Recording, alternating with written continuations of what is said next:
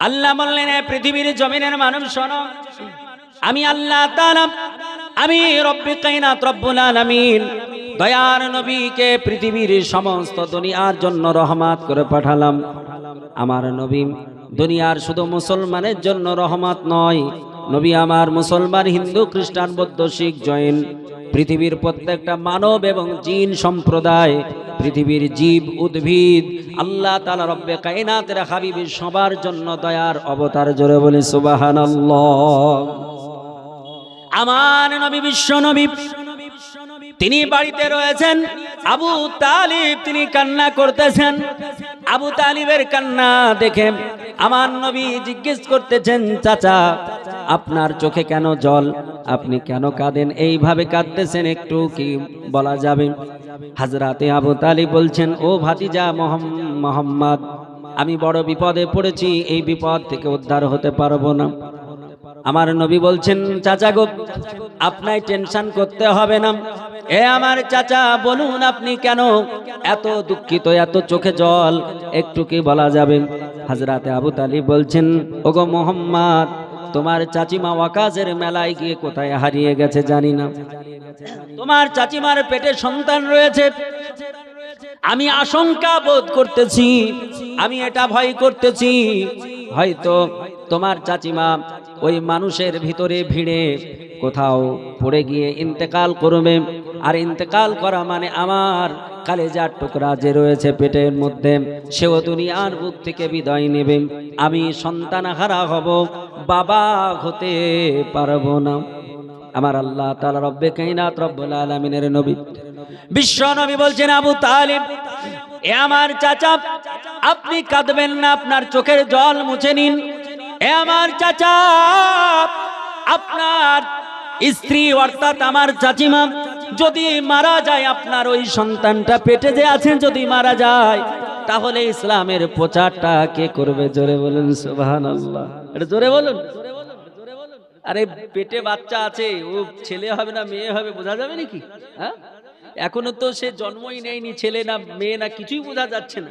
নবী বলছেন, চাচা আপনি কাঁদছেন, যদি আপনার স্ত্রী মারা যায়, আমার চাচিমা মারা যায়, আর পেটের বাচ্চাটা যদি মারা যায়, তো আমার ইসলাম প্রচার করবে কে? হ্যাঁ, চিন্তা করুন একবার। নবী মুস্তাফা কার নাম? যে নবী মুস্তাফা সামনে যেমন দেখেন, পিছে তেমন দেখেন, বামে যেমন দেখেন, ডান দিকে তেমন দেখেন, ঊর্ধ্বে যেমন দেখেন, আপনার নিচে তেমন দেখেন, মায়ের গর্ভে কি আছে ওটাও তেমন দেখেন। জোরে বলি সুবহানাল্লাহ। এ হচ্ছে আমার নবী। আমার নবী বলছেন, চাচিমা, এ চাচা, যদি তিনি মারা যান, ইসলাম প্রচার করবে কি? বলে বলো কি? নবী বললেন, চাচা আপনি কাঁদবেন না, চিন্তা করবেন না। ও আমার চাচা, আমি আপনাকে বলতেছি শুনুন, আমার চাচিমা মরবে না, আমার চাচিমা মরতে পারে না, আমার চাচিমা ইন্তেকাল করতে পারে না, আমার চাচিমা মরবে না। বলে, ওগো আমার চাচা, আপনি যদি অর্ডার দিন, আপনি যদি হুকুম দিন গো চাচা, তাহলে আমি একটু ওর আপনার খোঁজ করতে পারি, আমার চাচিমাকে কোথায় রয়েছে ওটা আমি খোঁজ করে বের করতে পারি। আমার নবীকে বললেন, ও আমার ভাতিজা মোহাম্মদ, ও মোহাম্মদ, তুমি দেরি করবে না, তাড়াতাড়ি ঘুরে চলো যাই, কোথায় তোমার চাচিমা আছে একটু খোঁজাখুঁজি করে নিয়ে আসি। আমার নবী বললেন, ও আমার চাচা, চিন্তা করবেন না, লা তাহজান ইয়া আবি, এ আমার চাচা চিন্তা করবে না, কারণ আরবি ভাষাতে আবুন মানে বাবা, আবার আবুন মানে চাচা। তিনি বলতেছেন, লা তাহজান ইয়া আবি, ওগো আমার চাচা চিন্তা করবে না, লা তাখাফ ইয়া আবি, ওগো আমার চাচা আপনি ভয় করবেন না, আপনার ভয় করার কোনো বিষয় নাই। আমার নবী পাক, আমার রাসূল কারনাব, আমার নবীজি বাড়ি থেকে বেরিয়ে গেলেন ওই মক্কাতুল মুকাররমাতে, যেখানে ওয়াকাজের মেলা হতো, ওটা কাবা সংলগ্ন। কাবার দিকে আমার নবী চলতে শুরু করলেন। আমার রাসূলুল্লাহ তিনার চাচিমা ফাতিমা বিনতে আসাদ, তিনি আপনার ওই ভিড়ের মধ্যে ঘুরতে মুহূর্তে তিনার উদার ব্যথা উঠে গেছে। চতুর্দিকে জনসমুদ্র, চতুর্দিকে মানুষজন। তিনি বাচ্চা প্রস্রাব করবেন। মেয়েরা বাচ্চা প্রস্রাব করতে হলে তাকে আপনার একটা ঘর লাগবে, একটা পর্দার জায়গা লাগবে। আল্লাহর বান্দি হযরতে ফাতিমা বিনতে আসাদ বড় চিন্তায় চিন্তিতা হয়ে গেলেন। আল্লাহ তাআলার কাছে কাঁদতেছেন, ওগো আমার আল্লাহ তাআলা, ওগো আমার আল্লাহ পাক রব্বে কায়নাত রব্বুল আলামিন, তুমি আমার ইজ্জতের মালিক। আল্লাহ তুমি আমার ইজ্জত বাঁচাও। ইজ্জতের মালিক কে? সম্মানের মালিক কে? জীবনের মালিক কে? আরে জোরে বলুন, জীবনের মালিক কে? আল্লাহ যদি কাউকে বাঁচাই তাহলে কেউ মারতে পারবে? আল্লাহ যদি কারো সম্মান উঁচু করে কেউ কমাতে পারবে? পারবে না। আল্লাহ কোরআনে বলেছেন কি?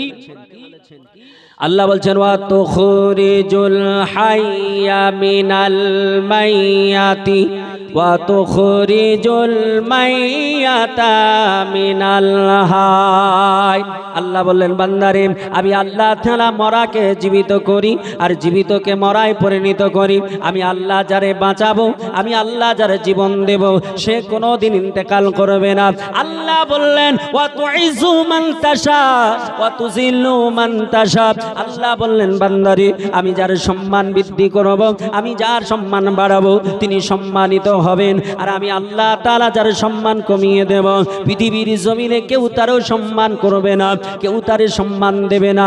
আল্লাহ পাক রব্বে কায়নাত রব্বুল আলামিনের নবী বললেন, চাচা চিন্তা করবে না রে চাচা, আমি আল্লাহ পাক রব্বে কায়নাত রব্বুল আলামিনের মনোনীত বান্দা, আমি নবী মুহাম্মদুর রাসূলুল্লাহ। আমি আপনার স্ত্রীকে, আমার চাচিমাকে খোঁজ করে নিয়ে আসতে চাই। আমার এদিকে ফাতিমা বিনতে আসাদ তিনি উদার ব্যথায় ছটপট করতেছেন। উনিও আল্লাহ তাআলাকে ডাক দিয়ে বলছেন, আল্লাহ তুমি আমার ইজ্জত বাঁচাও। পৃথিবীর জমিনে হিন্দু আল্লাহকে ডাকে, বৌদ্ধ আল্লাহকে ডাকে, শিখ আল্লাহকে ডাকে, জৈন আল্লাহকে ডাকে, মুসলমান আল্লাহ তাআলাকে ডাকে। তবে ডাকার আপনার ভিন্নতা রয়েছে, ডাকার ধরন রয়েছে। আমরা যেমন ভাবে ডাকি তেমন ভাবে অন্যরা ডাকে না, এই জন্য তারা মুসলমান হতে পারে না। তারাও আল্লাহকে ডাকে, তবে আল্লাহকে এক বলে ডাকে না। আমরা আল্লাহকে যদি ডাকি, আমরা আল্লাহকে এক বলে ডাকি, কারণ আল্লাহ তাআলা পবিত্র কালাম কোরআন পাকে আমার আল্লাহ বললেন, কুল হে নবী আপনি বলে দিন আল্লাহু আহাদ, আল্লাহ এক। আল্লাহ বলছেন, নবী আপনি বলে দিন আল্লাহু আহাদ, আল্লাহ এক, আল্লাহু সামাদ। আল্লাহ হলো পবিত্র, লাম ইয়ালিদ ওয়া লাম ইউলাদ। আল্লাহ কাউকে জন্ম দেননি, আল্লাহ কারো কাছ থেকে জন্ম নেননি। আমরা এই আল্লাহ তাআলাকে মানি, কিন্তু সনাতন ধর্মের মানুষেরা তারা আল্লাহ পাক রব্বে কায়নাতকে মানে, কিন্তু 360 খানা আল্লাহ মানে। তারা ভগবান বলে, কেউ আপনার সূর্যের ভগবান, কেউ আপনার চন্দ্রের ভগবান, কেউ জমিনের ভগবান, কেউ আসমানের ভগবান। এই রকম করে ভগবানের তাদের বিভাগ রয়েছে, কিন্তু আমরা জানি সারা কায়নাতের মালিক হলো এক আল্লাহ। আমার আল্লাহ তাআলা রব্বে কায়নাত রব্বুল আলামিনের বান্দা মনীষী মনো, তিনি কিন্তু 360 খানা ভগবান বলেননি, 360 খানা আল্লাহ বলেননি, 360 খানা গড বলেননি। তিনি তিনার ধর্মগ্রন্থ মনীষী মনো, তিনার লিখিত কিতাব, ওই ধর্মগ্রন্থ যার নাম হলো কল্কি পুরাণ। এটা হিন্দু ধর্মের অনেক আপনার পুরাতন কিতাব। এই কল্কি পুরাণের মধ্যে তিনি বললেন, সোম বলে বিষ্ণু যশাসে গৃহপাত্রা ভাবামহম সমতং বিষ্ণু যশা গর্ভ মাধবশ্যামা। এ পৃথিবীর জমিনের মানব, আমার আল্লাহ তাআলা রব্বে কায়নাত রব্বুল আলামিন যাকে আমরা আল্লাহ বলে থাকি, ওইখানে মনীষী মনো আমার আল্লাহ তাআলাকে বলেছেন, ও পৃথিবীর জমিনের মানব শরম। তিনি বললেন ব্রহ্মা, এটা সংস্কৃত ভাষা। তিনি বলছেন, ওং নমস্তে নামা নামা হতার বিন্দ্র মহাশ্রীন্দ্রা অল্লাহি ওয়াল্লাং জ্যৈষ্ঠাং ষষ্ঠাং পরনাং পরনাং অল্লাহি ওয়াল্লাং। মনীষী মনো বলল, এ পৃথিবীর জমিনের মানব শোনো, ও আমার অনুসারীরা শোনো, আমি মনীষী মনো তোমাদের জানিয়ে দিলাম, যিনি ব্রহ্মা তিনি হলেন আল্লাহ। আর এই আল্লাহ, এই ব্রহ্মা 2টা 4টা 7টা নয়, তিনি হলেন আল্লাহি ওয়াল্লাহ, তিনি এক। জোরে বলি সুবহানাল্লাহ। কিন্তু এরা কিছু যারা ভালো ঠাকুর বা ভালো বিশেষজ্ঞ তারাও জানে, কিন্তু মানে না, বলে না, বুঝলেন, ওগুলোকে লুকিয়ে রাখে। যখন আল্লাহ নবীর নাম আসে দেখবেন পুজোর সময়তেও নবীর নাম নিতে হয়, আল্লাহর নাম নিতে হয়। যখন আল্লাহর নাম আসে ওই শ্লোকগুলো পড়তে পড়তে সেই সময় দেখবেন ঢোলগুলো খুব জোরে জোরে বাজায়, ঢুলুম ঢুলুম ঢুলুম, বুঝলেন কিনা, যেন নবীর কথা না শুনতে আল্লাহর কথা না শোনা যায়, বুঝলেন কিনা। আমার নবী বিশ্ব নবী সাহেব দোজাম রাসূল পাক সাল্লাল্লাহু তাআলা আলাইহি সাল্লাতু তাসলিম। এ মুসলমানেরা, আমার নবীজি তিনার চাচিমা ফাতিমা বিনতে আসাদ আমার আল্লাহ পাক রব্বে কায়নাত রব্বুল আলামিন তিনাকে বলছেন, আল্লাহ গো আমি প্রস্রাব করব, একটা জায়গা চাই, একটা জায়গা চাই, কিন্তু ওখানে কোনো জায়গা নাই, সব ফাঁকা জায়গা। একটা জায়গা রয়েছে, একটা ঘর রয়েছে, যার নাম হলো কাবা বাইতুল্লাহ। পৃথিবীর জমিনে যত ঘর রয়েছে, পৃথিবীর জমিনে সব চাইতে দামি ঘর, তার নাম হলো কাবা বাইতুল্লাহ। আমার আল্লাহ তাআলা আমার রব্বে কায়নাত রব্বুল আলামিন তিনার বান্দি ফাতিমা বিনতে আসাদ তিনার উদার ব্যথা উঠেছে, বাচ্চা প্রস্রাব করবে, কোথাও জায়গা নেই, তিনি অবশেষে আল্লাহ পাকের ঘর ওই কাবা বাইতুল্লাহর ভিতরে তিনি প্রবেশ করে গেলেন। কাবা বাইতুল্লাহ এর ভিতরে প্রবেশ করে গেলেন, তিনি কাবা বাইতুল্লাহর ভিতরে গিয়ে তিনি একটা সন্তান প্রস্রাব করলেন। প্রত্যেকটা মা যখন বাচ্চা প্রস্রাব করেন, ওই বাচ্চাটা যদি পুত্র হয়ে যায়, ওই বাচ্চাটা যদি ছেলে হয়ে যায়, ওই বাচ্চাটা যদি বেটা হয়ে যায়, তাহলে মায়ের খুশি হয়ে যায়, বাবার খুশি হয়ে যায়, দাদু দাদির খুশি হয়, নানা নানির খুশিতে জোয়ার বয়ে যায়। আমার আল্লাহ পাক রব্বে কায়নাতের বান্দি হযরতে ফাতিমা বিনতে আসাদ তিনি সন্তান প্রস্রাব করলেন হযরতে আলীকে, তিনি একটা পুত্র সন্তান। এই সন্তান যখন প্রস্রাব করলেন, বাচ্চাকে উঠায়া কোলে উঠায়া তিনি নিজের বাচ্চাকে চুমা খেতে লাগলেন। বাচ্চার আপনার 1 ঘন্টা 2 ঘন্টা 3 ঘন্টা এই রকম করে সময় চলে যায়, কিন্তু বাচ্চা ছেলে ওই হযরতে আলী চোখটা খোলে না। মা চেষ্টা করে বাচ্চা যেন চোখটা খোলে, আমি মা আমাকে দর্শন করে, মাকে যেন দর্শন করে, কিন্তু হযরতে আলী তিনি চোখ খোলেন না। সন্তান বাচ্চা আপনার সন্তান ভূমিষ্ঠ হওয়ার পর থেকে তিনি চোখ খুলে দেখেন না আমার মাকে, এটা তিনি দর্শন করেন না। আল্লাহর ঘরে কাবা সারা দুনিয়ার সব চাইতে দামি ঘর, ওই ঘরে পৃথিবীর জমিনে কেউ জন্ম নেয় নাই এক আলিয়ে মুশকিল কোষা ছাড়া, যে আল্লাহর ঘর কাবাতে জন্ম নেওয়ার পর আল্লাহর ঘর কাবাকে দেখে না। মা বড় টেনশনে পড়ে গেল, মা বড় চিন্তিতা হয়ে গেলেন, মা বড় চিন্তিতা হয়ে পড়লেন, হায়রে আমার সন্তান প্রস্রাব হলো, কিন্তু সন্তান তো আমাকে দেখে না, সন্তান আল্লাহর ঘর কাবা দেখে না। মা বড় মা বড় টেনশনে, মা বড় চিন্তায় চিন্তিতা। মা বলতেছেন, আল্লাহ আমার সন্তানের কি হলো, আবার সন্তান যদি অন্ধ হয়ে যায়, এই সন্তানের দ্বারা আমি তো কোনো উপকার পাবো না, বরঞ্চ তার জন্য হেল্পের লোক লাগবে, তার জন্য সহযোগিতার লোক লাগবে। এ আমার আল্লাহ, তুমি আমার এমন জায়গায় সন্তান দিয়েছো, আল্লাহ পৃথিবীর সর্বশ্রেষ্ঠ ঘর, আল্লাহ গো এই ঘরের ওসিলা করে বলি, আল্লাহ আমার সন্তানকে দেখার সুযোগ করে দাও। আমার মা নিজের সন্তানের জন্য কান্না করে, কিন্তু সন্তান তাকায় না, মা তিনি বাচ্চাকে নিয়ে কান্না করতেছেন। এদিকে আমার নবী নিজের চাচিমাকে খোঁজ করার জন্য বেরিয়েছেন।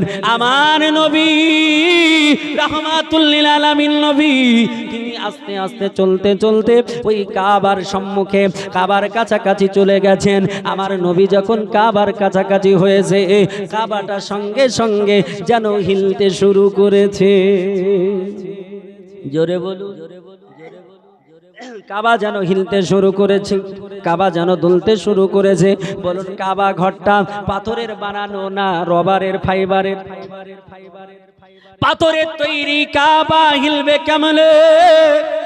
পৃথিবীর সব জায়গায় ভূমিকম্প হতে পারে, কিন্তু আজকে শুনে রেখে দিন, জেনে রেখে দিন, আমার মহাবৈজ্ঞানিক নবী তিনি গ্যারেন্টি দিয়েছেন দুটো জায়গায় কোনোদিন ভূমিকম্প হবে না।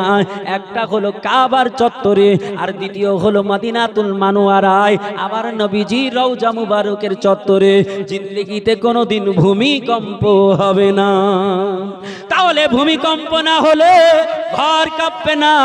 আমার আল্লাহ পাক রব্বে কায়নাত রব্বুল আলামিনের বান্দি হযরতে ফাতিমা বিনতে আসাদ ফাতিমা বিনতে আসাদ তিনি আপনার ঘরের ভিতরে সন্তানকে নিয়ে বসে আছেন। এদিকে কাবা যেন দুলতেছে, কাবা যেন হিলতেছে। ফাতিমা বিনতে আসাদ আল্লাহকে ডাক দিয়ে বলে, আল্লাহ গো, এমন একটা জায়গায় বাচ্চা প্রসব করেছি গো আল্লাহ, যেখানে স্বামী হারা, স্বামী আমার কোথায় জানি না, ওয়াকাজের মেলায় এসে হারিয়ে গেছি গো আল্লাহ। আবার বাচ্চা প্রসব করেছি তোমার ঘরের ভিতরে। ওগো আমার আল্লাহ, বাচ্চাটা তুমি দিয়েছো, পুত্র সন্তান ভালো কথা, কিন্তু যে পুত্র দেখতে পাই না, অন্ধ বাচ্চা দিয়েছো গো মাওলা, এর জন্য আমি বড় চিন্তিতা। অপরদিকে যে আজকে তোমার ঘরটা হিলতেছে গো মাওলা, তোমার ঘর দুলতেছে, তোমার ঘর যদি ভেঙে যায়, তোমার ঘর যদি ভেঙে পড়ে যায়, আল্লাহ গো আমি মারা যাব। আমি মরলে কোনো দোষ নেই, আমি মরলে কোনো আমার টেনশন নেই, আমি মরলে আমার কোনো দুঃখ নেই, কিন্তু আল্লাহ আমার কালিজার টুকরা, আমার নয়নের তারা, আবার কচি বাচ্চা মারা যাবে গো আল্লাহ, এটা আমি সহ্য করব কেমনে? মা নিজের জীবনের চাইতে বাচ্চার মায়া বেশি করে কি করে না? জোরে বলুন। হ্যাঁ, ওই মাকে আমরা সম্মান দিই না। এই মাকে আমাদের সম্মান দিতে হবে কিনা? জোরে বলুন। এই কে কে মাকে ভালোবাসবেন একটু হাত উঠিয়ে বলুন তো, ইয়া রাসূলুল্লাহ। মাকে ভালোবাসলে আল্লাহ রাসূল বলছেন, বিদেশি মানুষের জন্য যে খাবারের ব্যবস্থা করা হয়েছে, আপনারা এই জায়গা থেকে অল্প অল্প মানুষ যান, আমাদের সম্মুখে একটা আতর জায়গায় খাবারের ব্যবস্থা করা হয়েছে, আপনারা খেয়ে দিয়ে আসুন, আস্তে আস্তে খাবেন আর এসে আমাদের মাহফিলে বসবেন। কারণ আমাদের প্রধান বক্তা তিনি 9টার মধ্যে উপস্থিত হওয়ার কথা, ইনশাআল্লাহুল আজিজ পৌঁছে যাবেন। ইনার পরে পরেই আমাদের প্রধান বক্তাকে দেওয়া হবে। ওনার বক্তব্য শুনে, মূল্যবান বক্তব্য শুনে আপনারা অবশ্যই যাবেন। ঠিক আছে, বুঝে গেছে, বসুন। আলহামদুলিল্লাহ, ঠিক আছে। আপনাদের যদি কারো খাদ্যের প্রয়োজন হয়, খাবার প্রয়োজন হয়, অবশ্যই যেতে পারবেন। তবে আমি এতটা জানি, বুঝছেন কিনা, আসামে কিছুদিন আগে গেছিলাম, আসাম এই কয়েকদিন হলো, তো রাত্রি 2টোর সময় স্টেজে উঠলাম। তখন ওরা মানে স্টেজের সভাপতি এইরকম, উনিও প্রচার দিচ্ছেন, রাত্রি 2টো হয়ে গেছে, যাদের খাওয়া বাকি আছে বিরিয়ানি চেয়ে চলে যান, বুঝছেন কিনা। ইনার মতন কতবার যে বললেন, কিন্তু দেখলাম আল্লাহর রহমতে একটি লোকও ওঠেনি। তো এখান থেকে একটা লোক ওঠেনি, কারণ মানুষ যদি কোরআনের বিরিয়ানি পেয়ে যায়, পৃথিবীর বিরিয়ানি নট অ্যালাউড। ঠিক বললাম না ভুল বললাম? আল্লাহ রাসূলের যদি কথা পাই, মানুষ বলে 2 দিন না খেলে কোনো যায় আসে নাই। হ্যাঁ, এই সামনে তো আর 2 দিন পরেই আসছে রমজান, 12 ঘন্টা 13 ঘন্টা ধরে না খেয়ে থাকতে হবে, ঠিক না ভুল? তাহলে আমরা 2 ঘন্টা 3 ঘন্টা থাকতে পারবো কিনা? হ্যাঁ, তবে যেতে পারেন, আমার বাধা নেই, যেহেতু সভাপতি বলেছে। তবে একটা লোককে উঠতে দেখছেন, এই জন্যই আমি আশ্চর্য হচ্ছি। একটু হাত উঠিয়ে বলুন ইয়া রাসূলুল্লাহ, জোরে বলুন ইয়া রাসূলুল্লাহ। এ মুসলমানেরা, আমার নবী বিশ্ব নবীর চাচিমা হযরতে ফাতিমা বিনতে আসাদ, তিনার ঘরটা যখন হিলতেছে, ওই কাবা শরীফ দুলতেছে, আমার আল্লাহকে বলে, ওগো আমার আল্লাহ তাআলা, আমি মরে যাব, আমি ইন্তেকাল করে যাব, আমার কোনো চিন্তা নেই, কিন্তু আমার কলেজার টুকরা, নয়নের তারা মারা যাবে। আল্লাহ এই জন্য চিন্তিতা, এই জন্য আমি ব্যস্তিতা।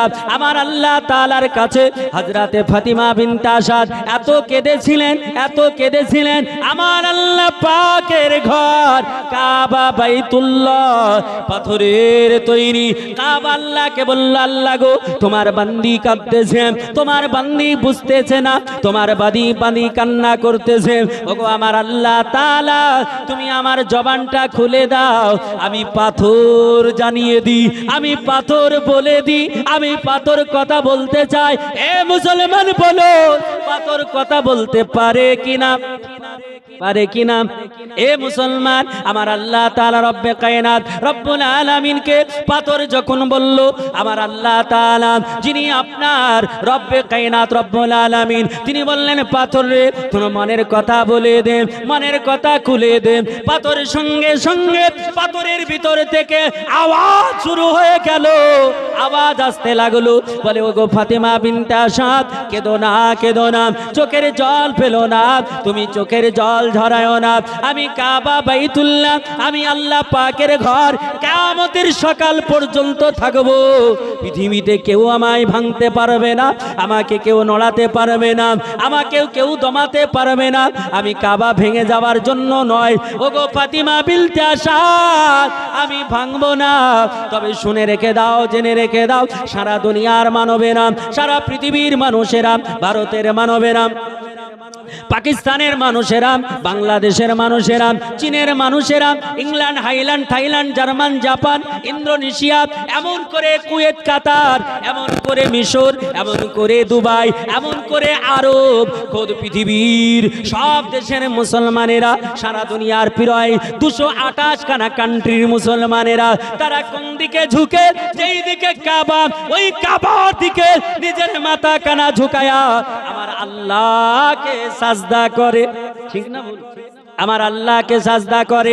কাবা ডাক দিয়ে বলে, ও ফাতেমা বিনতে আসাদ শোনো, সারা দুনিয়ার মানুষেরা আমার দিকে মাথা নত করে, আমার দিকে ঝুঁকে ঝুঁকে আমার আল্লাহকে সাজদা করে। আর আমি কাবা, আমারও একজন কাবা রয়েছে, কাবার কাবা মুহাম্মাদুর রাসূলুল্লাহ, ওই আমার মুহাম্মাদুর রাসূলুল্লাহ, আমার নবীজি, আমার কাবা আমার সম্মুখে চলে এসেছে।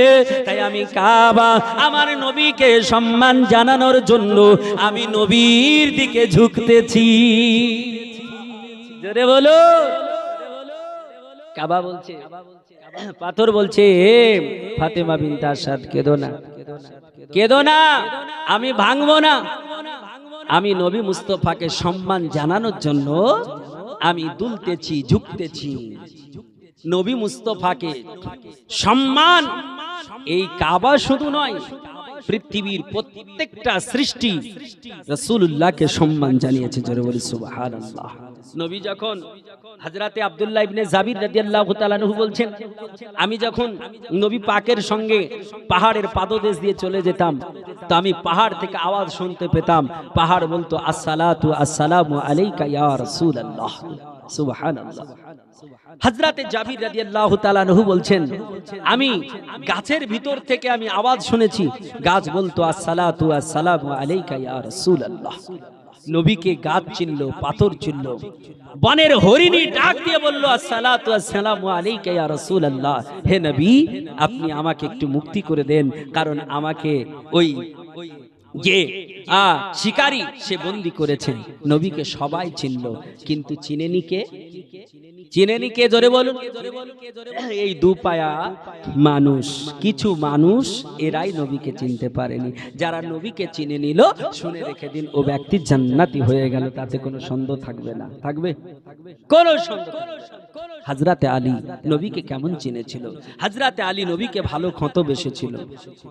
আমরা তো পৃথিবীতে বুদ্ধি হয়ে, হযরতে আলী রাদিয়াল্লাহু তাআলা আনহু তিনার কাছে যখন নবী গেলেন, নবী বললেন, ওগো চাচিমা, কান্না করবে না রে চাচিমা, ওই সন্তানটা আমার কোলে দাও। আমার নবীজি যখন চাচিমার কোল থেকে আমার নবীকে নিয়ে নিলেন, আবার রাসূলুল্লাহকে নিয়ে নিলেন, আমার নবী পাক আমার রাসূলুল্লাহ হযরতে আলীকে নেওয়ার পর তিনার মুখের থুতু বের করে, আপনার থুতু মুবারক বের করে হযরতে আলীর চোখে লাগিয়ে দিলেন। আর যেমনই চোখে লাগিয়ে দেওয়া, হযরতে আলী রাদিয়াল্লাহু তাআলা আনহু আমার নবীকে দেখতে লাগলেন। হযরতে আলী রাদিয়াল্লাহু তাআলা আনহু যখন আপনার যুবক হলেন, নবীজির সাহাবী হলেন, হযরতে আলী রাদিয়াল্লাহু তাআলা আনহু তিনাকে জিজ্ঞেস করা হয়েছিল, ও আলী,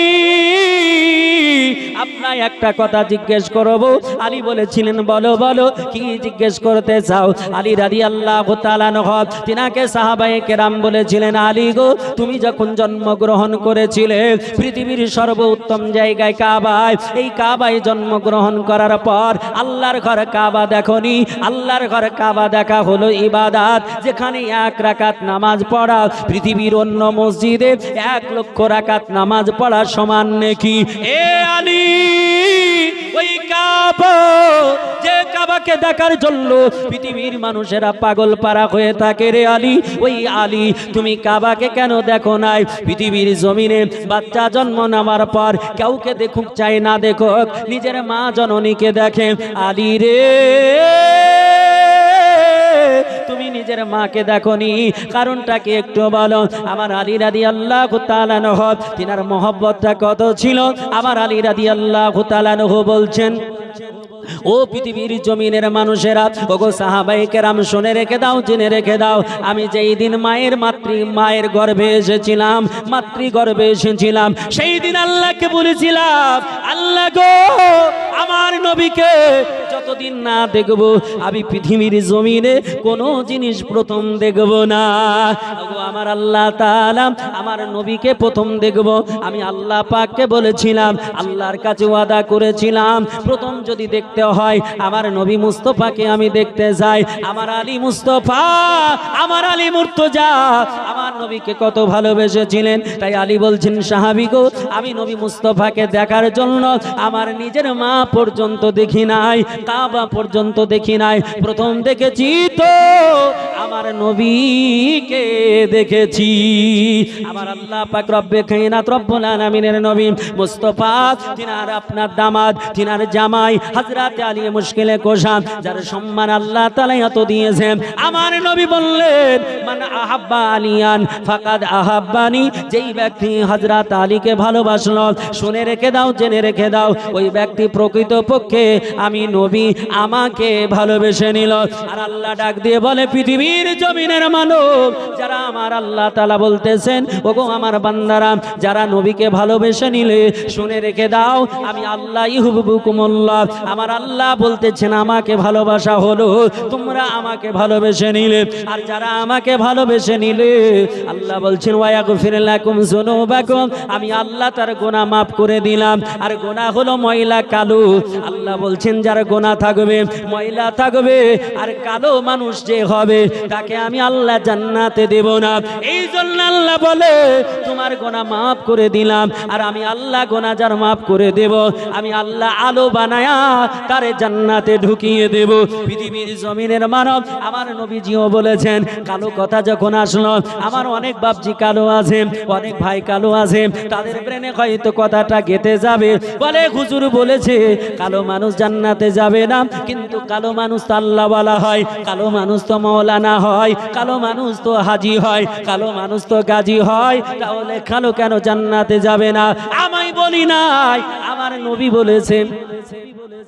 আমি বলি নাই, আমার নবী বলেছেন কালো মানুষ জান্নাত যাবে না।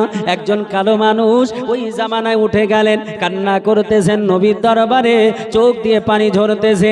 আমার নবী বলছেন, ওগো আল্লাহর বান্দা, ওগো আমার উম্মত, কাঁদো কেন? আল্লাহর নবীকে বলছেন, হুজুর গো, আপনি বলেছেন কালো মানুষ জান্নাত যাবে না, আমি কালো, আল্লাহর জান্নাত পাবো না, এই জন্য কান্না করতেছি। আমার নবী বললেন, শোনো গো শোনো, যেই দিন আল্লাহ তোমায় জান্নাত দেবে, তোমাকে আল্লাহ কালো রাখবে না, পূর্ণিমার চাঁদের চাইতে আলো করে তোমাকে আল্লাহ জান্নাতে দেবে। কারণ যার গুনাহ থাকবে না তাকে আল্লাহ কালো রাখবে না। এ মুসলমান, আমার আলী মুশকিলে কোশা হায়দারে কারাব রাদিয়াল্লাহু তাআলা আনহু আমার নবীকে কত ভালোবেসেছে, শুধু আপনার বাচ্চা কালের কেন দেখবেন। আমার নবী পাক 622 খ্রিস্টাব্দে যখন মক্কাতুল মুকাররমা পরিত্যাগ করে আমার নবী যখন মদিনা যাওয়ার জন্য প্রস্তুতি নিলেন, আমার নবীজি তিনার ঘরটা কাফির বেঈমানরা ঘেরাও করে রেখেছে, আবু জেহেল, উতবা, সাইবা তারা ঘেরাও করে রেখেছে। সকাল হবে আর নবীকে মেরে দেবে, এই টার্গেট নিয়ে রাসূলের ঘর ঘেরাও। কেন? নবী 621 খ্রিস্টাব্দে মেরাজে গিয়েছিলেন, ঠিক না ভুল? 621 খ্রিস্টাব্দে রজব মাসের 27 তারিখে রাসূল মেরাজে গিয়েছিলেন। আর মেরাজ থেকে যখন আসলেন, নবী বললেন আমি সপ্ত আসমান ভেদ করে আল্লাহর কাছে গিয়েছিলাম, জান্নাত দেখলাম, জাহান্নাম দেখলাম। সব যখন বলছেন, কাফের বেঈমানরা বলছে রে বলে কি রে, আসমানে কি যাওয়া সম্ভব?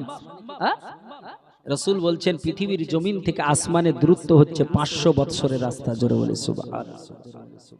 তাহলে এইরকম 7টা আসমান ভেদ করে আল্লাহর কাছে যাবে, এটা কি মানা যায়? বলছে তোমার ওই কথা মানবো না, পৃথিবীর কথা বলো, কোথায় কোথায় গেছো? নবী বললেন আমি মক্কা থেকে ফিলিস্তিনে গিয়েছি, আমি বাইতুল মুকাদ্দিসে নামাজ আদায় করেছি।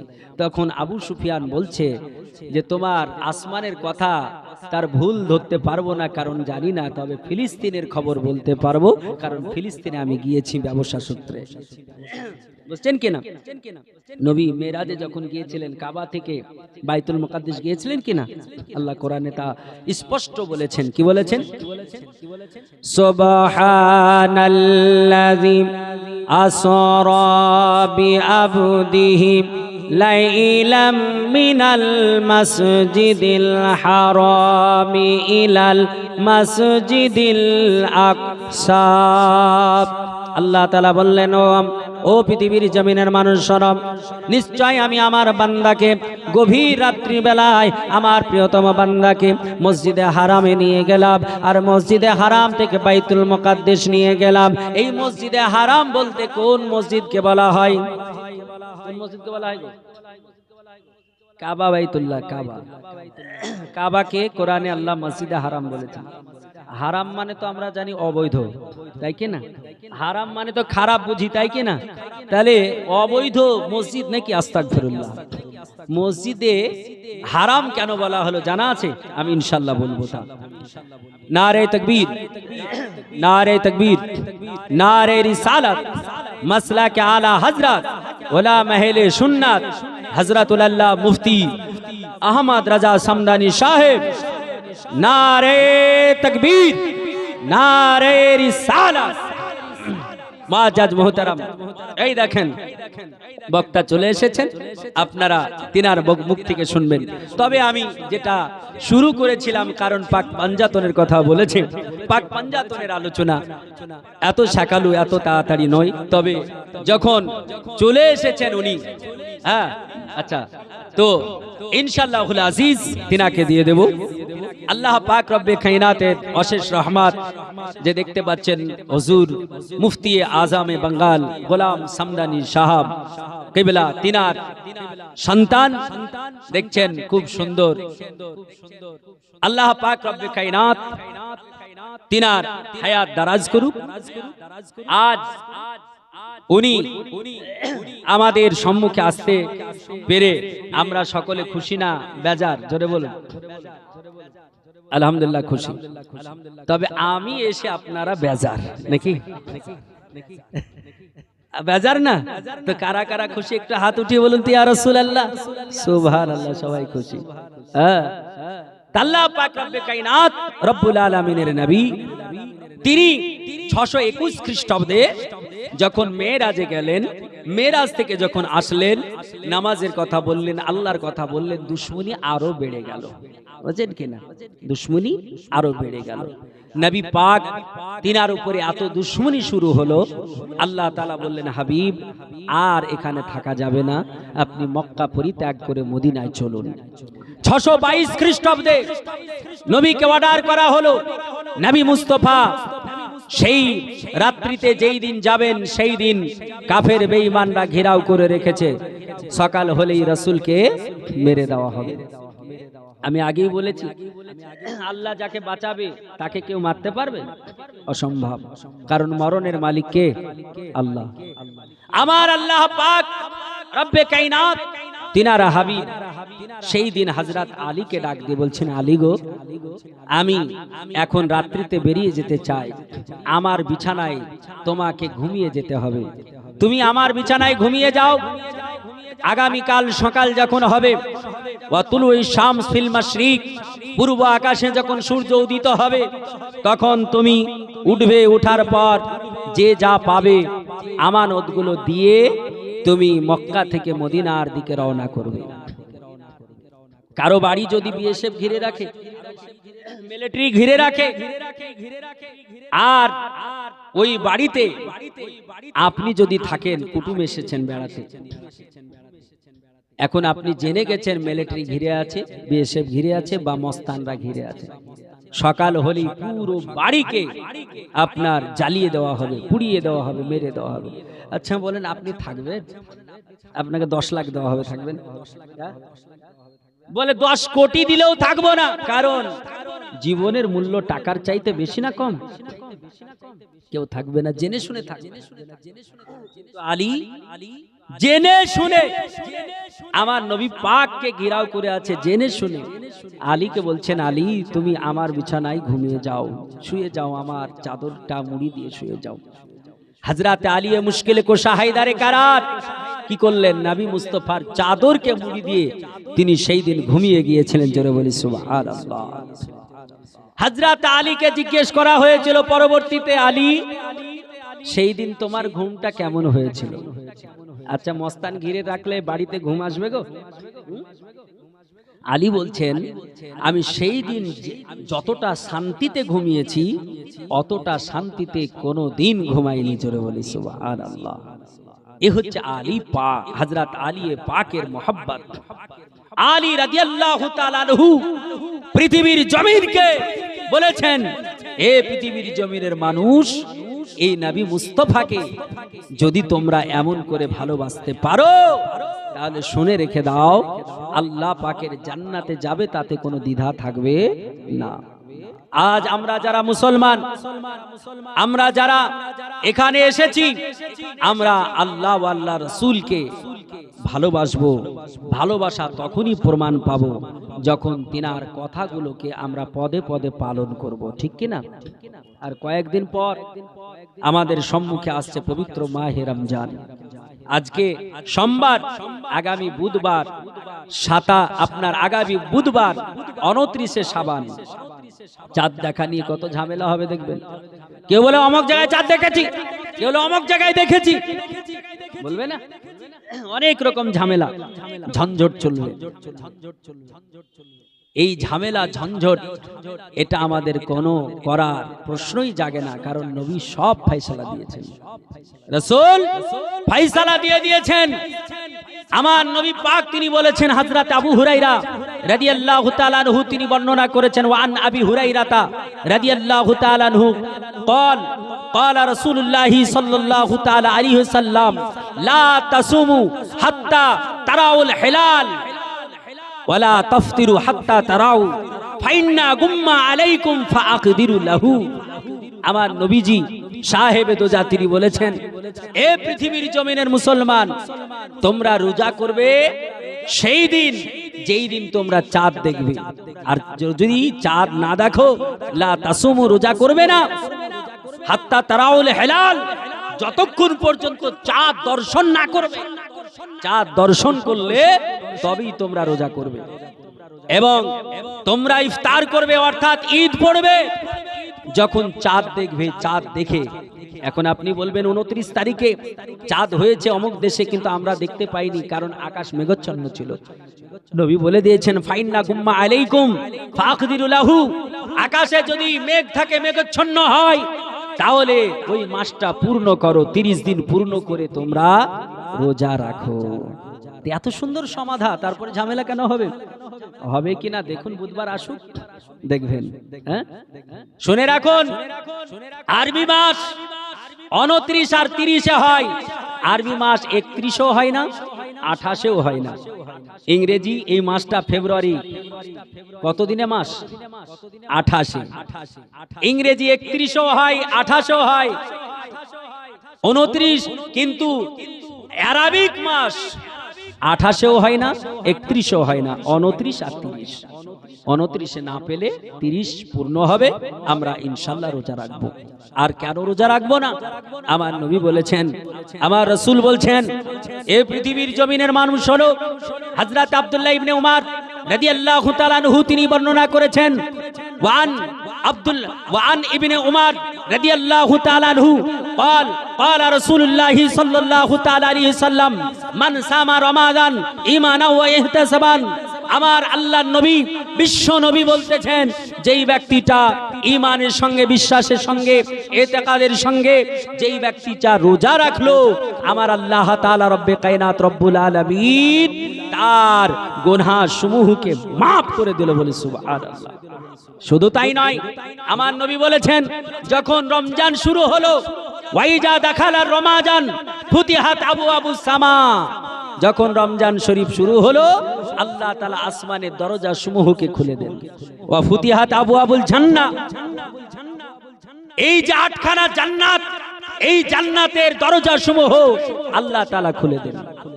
আল্লাহ বলছেন, রাসূলুল্লাহ বলছেন, ওয়া কুল্লিকাত আবওয়াবুজ জাহান্নাম, এবং জাহান্নামের গেটগুলো আল্লাহ বন্ধ করে দেন। আজকের দিনেও জাহান্নামের গেট খোলা আছে, আছে কি না? আমার আল্লাহ কত দয়াল, যে রমজান শরীফের ওসিলায় জাহান্নামের দরজাকে আল্লাহ বন্ধ করে দেন। নবী বলছেন, ওয়াসিলসিলাতুশ শায়াতিন, এবং শয়তান ইবলিশকে আবদ্ধ করে দেওয়া হয় যাতে করে আপনাকে ডিস্টার্ব না করতে পারে। এই পবিত্র রমজান শরীফ আসছে, যে রমজান শরীফ আপনার এত মূল্যবান, যে রমজান শরীফে আল্লাহ তাআলা মুসলমান ঈমানদার এই ব্যক্তিরা গুনাহগার অনেক সময় হয়, গুনাহের কারণে কবরে আযাবে থাকে, কিন্তু যখন রমজানে চাঁদ উদিত হবে, আল্লাহ তাআলা গুনাহগার মুসলমানের কবরের আযাবকেও maaf করে দেয়, বলে সুবহানাল্লাহ। সেই পবিত্র রমজান শরীফ আমাদের সম্মুখে আসছে। আমরা ইনশাআল্লাহ রোজা রাখবো তো? এই জোরে বলেন, রাখবো তো? ইনশাআল্লাহ রাখবো। আর তারাবি কয় রাকাত পড়বেন? 20 রাকাত। দেখেন, আর দুদিন পর ফেসবুকে তাকানো যাবে না, কে বলবে 8 রাকাত, কে বলবে 6 রাকাত, কে বলবে 12 রাকাত, বিভিন্ন রকম শুরু হয়ে যাবে, তাই কি না? আমার নবী মুস্তাফা জানাসিন, আমার নবী মুস্তাফা সাহাবী খলিফাতুল মুসলিমিন হযরত উমর ফারুক আযম রাদিয়াল্লাহু তাআলা আনহু, তিনার উদ্ধৃতি দিয়ে হযরতে সাইব ইবনে যায়েদ ইয়াজিদ রাদিয়াল্লাহু তাআলা আনহু তিনি বর্ণনা করেছেন, তিনি বলেছেন যে আমরা হযরত উমর ফারুক আযম রাদিয়াল্লাহু তাআলা আনহুর সময়কালে আমরা 20 রাকাতান 20 রাকাত তারাবির নামাজ পড়তাম, ওয়াল বিত্র, এবং তার সঙ্গে সঙ্গে বেতরও পড়তাম। জোরে বলি সুবহানাল্লাহ। তাহলে আমরা এত স্পষ্ট দলিল পাওয়ার পর আমরা তাদের কথা শুনবো না সাহাবী যেটা করেছে সেটা করব? জোরে বলুন, জোরে বলুন। সাহাবী যেটা করেছে ওটা আমরা করলে লাভবান হব না আমরা ক্ষতিগ্রস্ত হব? সাহাবী, আপনি বলবেন উমরে ফারুক আযম করেছেন তাই বলে ওটা ঠিক হয়ে গেল? আমি বলবো, হযরত উমরে ফারুক আযমের পর হযরত আলী, হযরতে উসমান গনি রাদিয়াল্লাহু তাআলা আনহু এসেছিলেন। উমরের যদি ভুল হতো তাহলে উসমান গনি পরিবর্তন করে দিতেন, কিন্তু তা করেননি। উসমান গনি ঠিক করলেন। যদি ভুল হতো, জালিয়ে মুশকিলে কোশা, যিনি ইলমের দরিয়া, যার সম্পর্কে নবী বলেছেন আনা মাদিনাতুল ইলম ওয়া আলী বাবাহা, আমি হলাম মদিনার জ্ঞান ভান্ডার, আর তাহার দরজা হযরত আলী, ও আলী পরিবর্তন ঘটাতেন কিনা? কিন্তু ঘটিয়েছেন নাকি? সাহাবী রাসূল 20 রাকাত পড়েছেন, তাবেঈ 20 রাকাত পড়েছেন, আইম্মায়ে কেরাম 20 রাকাত পড়েছেন, আউলিয়ায়ে কেরাম 20 রাকাত পড়েছেন, ইমামে আযম আবু হানিফা 20 রাকাত পড়েছেন। আমরা আহলে সুন্নাতুল জামাতের মানুষ, আমরাও 20 রাকাত পড়ব। জোরে বলে ইনশাআল্লাহ। মুআজ্জাজ মুহতারাম, যাই হোক, আমি আমার বক্তব্য ইতি করছি। তবে আপনাদের জন্য আমি একটি কিতাব নিয়ে এসেছি, কেসে মহাবৈজ্ঞানিক, কেসে মহাবৈজ্ঞানিক। এই কিতাবটা আপনাদের খিদমতে নিয়ে এসেছি, যিনাদের প্রয়োজন ওনারা নেবেন।